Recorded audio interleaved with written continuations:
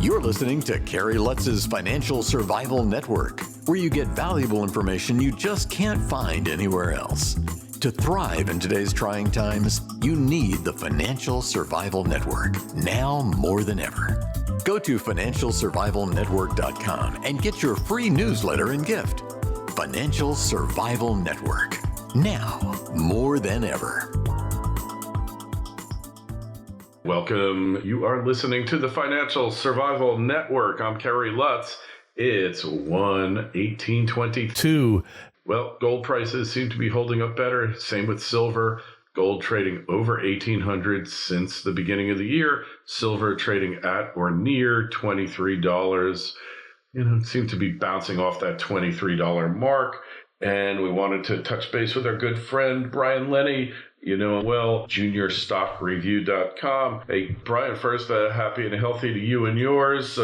Hopefully 22 will be a better year than 21, but that remains to be seen. In the meantime, precious metals markets, what is your take? Thanks for having me, Kerry. Precious metals, last year or going into last year, we just had come off, a really strong 2020. And, with the weakness, that we saw to start the year and then started to pick up mid-year, I really thought things were going to get better, all things considered. And then to end the year, it was, a disaster, especially if you're invested in the junior companies. But from a gold perspective, we did see some weakness around, $1,700.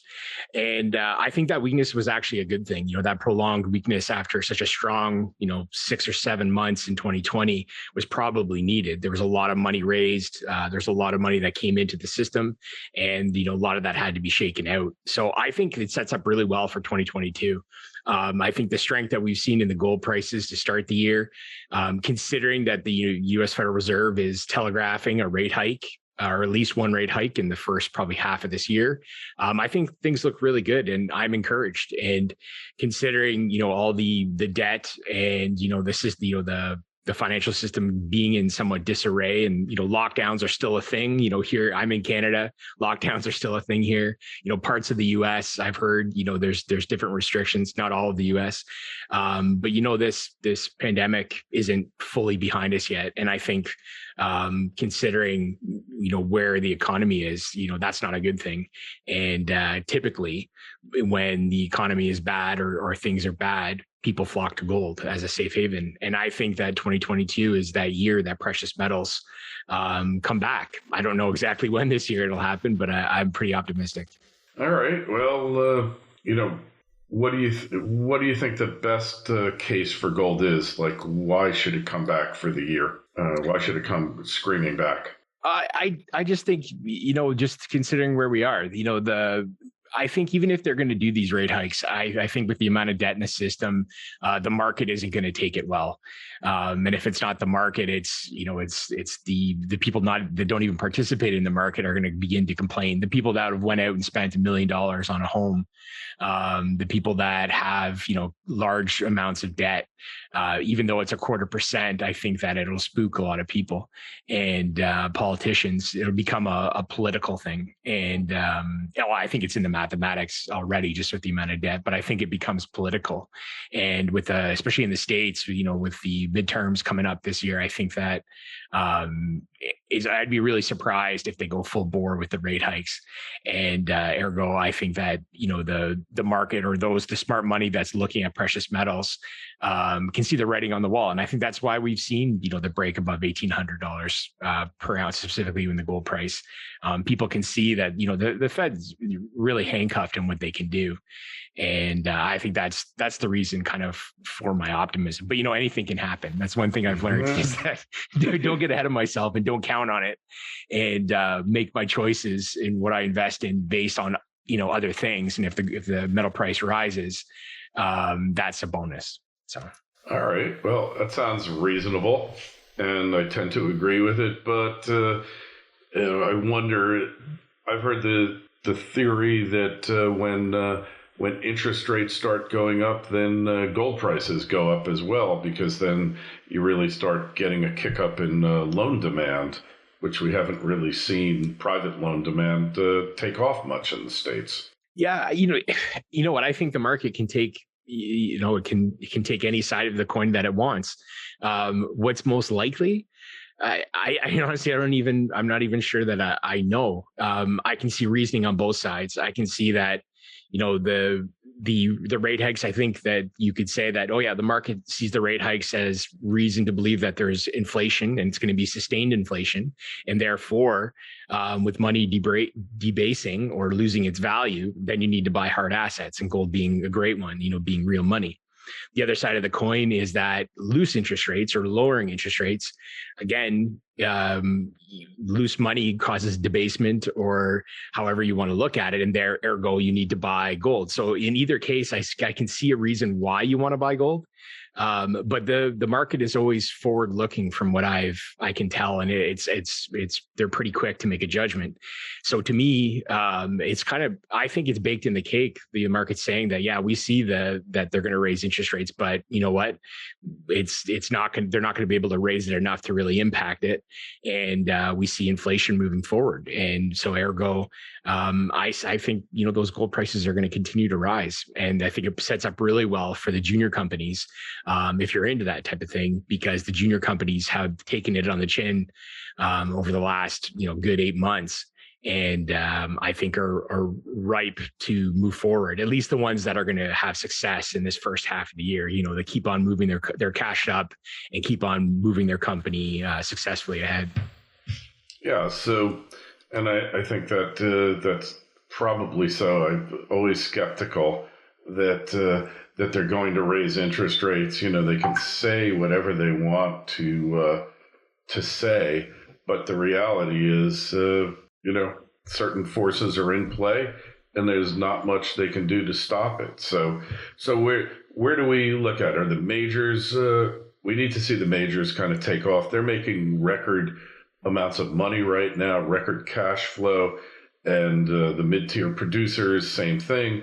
But this hasn't translated into higher share prices. The market regularly yawns at increased production rates for these companies, and when the juniors make discoveries, when they expand their resources, when they put out their PEAs and PFSs, nobody seems to care anymore, Brian. Yeah, no, a yawn. Yeah, I think it depends. I think that it depends on how you invest. It depends on the person that you are. But I can speak for myself. So I'm interested in the sub-billion-dollar market cap companies, the juniors. I'll take a look at the seniors and see how they're doing and kind of, gauge. It's more of a sense of what's going on in the market. I think the large miners have been making great money, and they certainly have. Gold at $1,800. Most of these companies have a nice profit margin. The thing is, I think some of them are starting to see inflation. If you look at the oil price, which translates into the gas price, diesel price, I think these guys are starting to feel that. And from the last time I looked, which is the end of November, you started to see the operating costs rise. And so those profits, while still very good, weren't maybe necessarily as good as they were in, late 2020 or even early 21. But I don't necessarily think that's why the market hasn't recognized. I think that the majors typically interest in the metal price is probably a bigger component to interest in maybe the general market and the amount of risk that, the funds or whoever's the main investors in those big companies.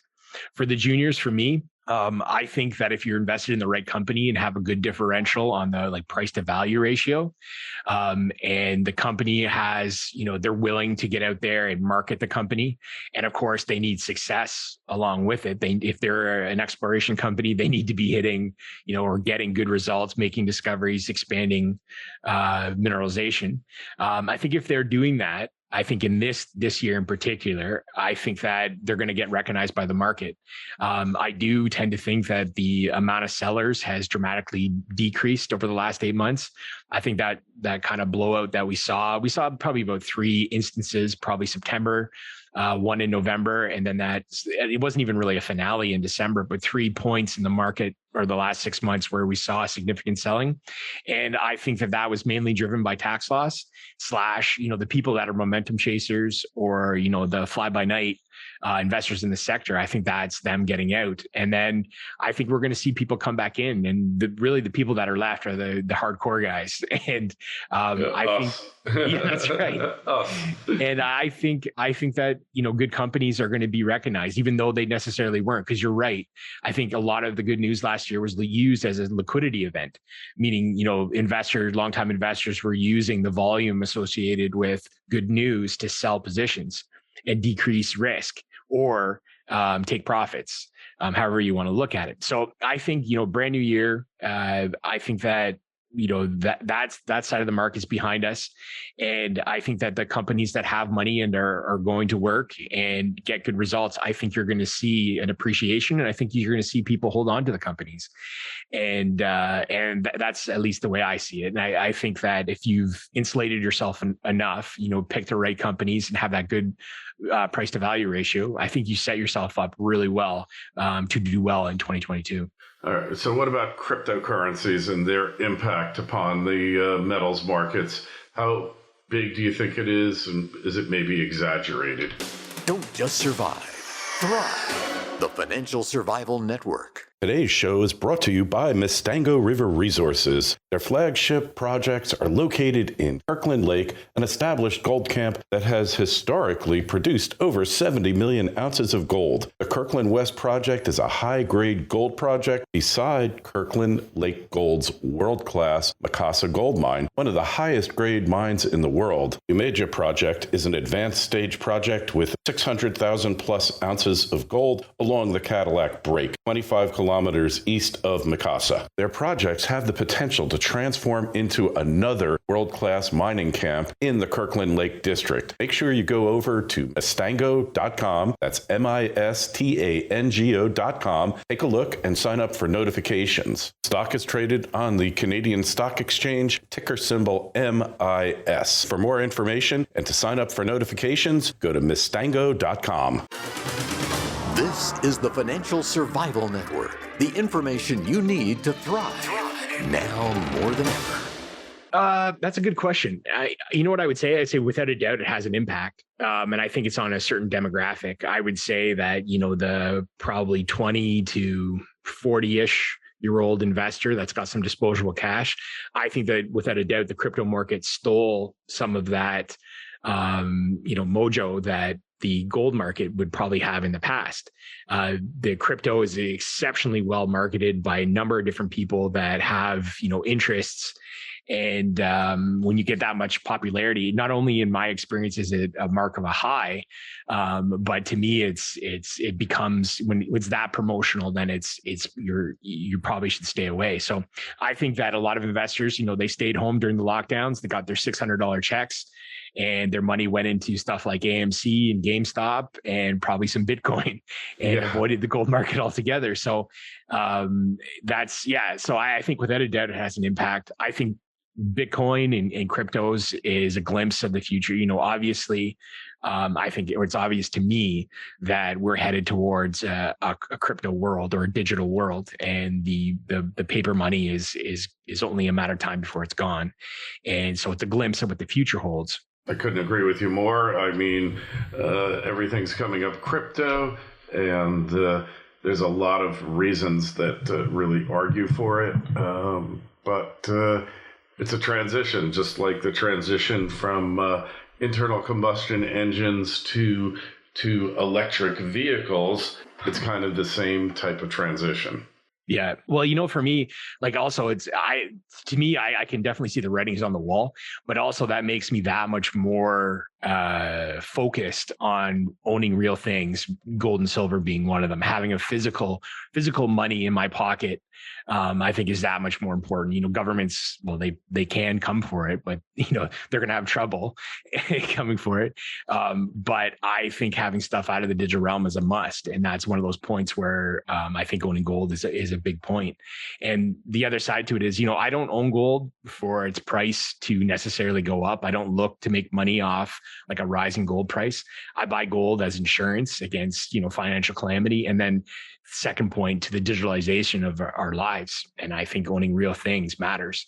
And that's my perspective on that. All right. Well, hey, we appreciate you coming on. So we find you at juniorstockreview.com. Yes, juniorstockreview.com. I've got the premium newsletter. It's published weekly. And it's basically a glimpse of what I'm buying in the market, my buys and sells. I list those weekly, what I'm doing, and answer any question that you guys have. I love to connect with my readers and make sure that they're getting full value. So please check it out. All right. Hey, any questions for Brian? Just shoot me an email, kl@kerrylutz.com. A link to Brian's site is in the show notes to this interview on financialsurvivalnetwork.com. Make sure you sign up for your free newsletter. Brian, always a pleasure. Thanks so much for stopping by. Thanks for having me, Kerry. Thanks for listening to Kerry Lutz's Financial Survival Network, your solution to today's trying times. For the latest, go to financialsurvivalnetwork.com. Financial Survival Network, now more than ever.